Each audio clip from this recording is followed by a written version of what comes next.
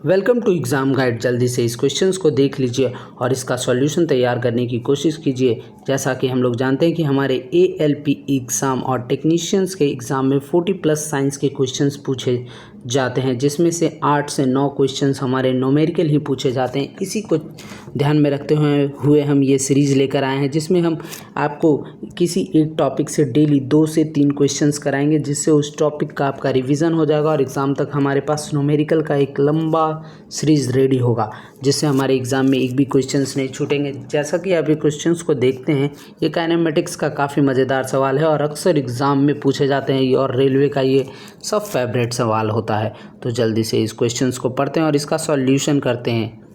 Minimum questions में maximum सीखना है, इसी के तहत हम लोग देखते हैं इस क्वेश्चन को कि 10 किलो की एक वस्तु को 2 मीटर की ऊंचाई तक उठाया जाता है, तो वस्तु पर इस दौरान किया गया कार्य क्या होगा। देखो, वस्तु को जब हम लोग ऊपर उठा रहे हैं, मान लो कोई ये एक वस्तु है, इसको हमने कितना ऊपर उठा दिया है, इसको ऊपर उठा दिया, मान लो हमने 2 मीटर ऊपर उठा दिया है ज़मीन से, तो इस पे कितनी स्थितिज ऊर्जा निर्मित होगी।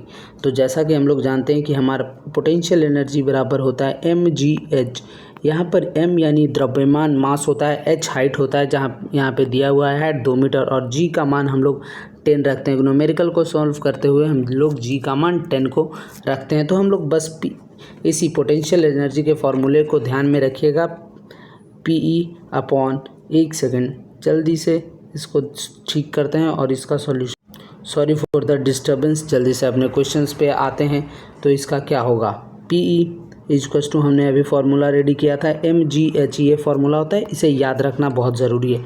तो द्रव्यमान हमारा यहाँ पे क्या दिया हुआ है 10 kg, तो 10 पुट किया हमने, मास दिया हुआ है 2, तो मल्टीप्लाई 2, और g का मान भी 10 होता है। तो जल्दी से इसको गुना कर दिया हमने, तो हमारा फार्मूला फटाक से रेडी हो जाएगा। यहाँ पर अगर g का मान नहीं दिया हुआ रहता 9.8 पुट करने को, तो हम लोग यहाँ 10 पुट करते।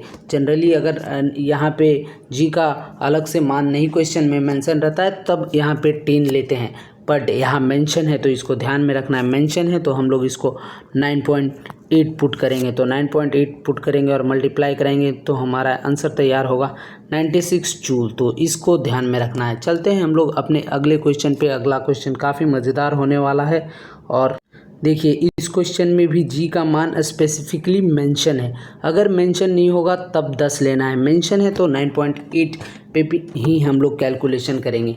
तो देखिए हमारे पास क्या क्या क्वेश्चन में दिया है। एक 5 किलोग्राम के बॉक्स को एक ऊंचाई पर उठाया जाता है, जिसकी स्थितिज ऊर्जा, यहाँ पे स्थितिज ऊर्जा दे दी है, पोटेंशियल एनर्जी दे दिया है, तो आपसे इसकी हाइट पूछ दी है। तो हम लोग जानते हैं कि पोटेंशियल एनर्जी इक्वल्स टू स्थितिज एनर्जी इक्वल्स टू मास गुने ग्रेविटी गुने h होता है। तो मास दिया हुआ है हमारे पास 5 kg, ग्रेविटी दी हुई है 9.8, और h हमें निकालना है, h को निकालना है, और यहाँ पे दे दिया है 49 जूल ऊर्जा है। तो जल्दी से हम लोग इसका कैलकुलेशन करेंगे और अपना आंसर रेडी करेंगे फ्रेंड्स।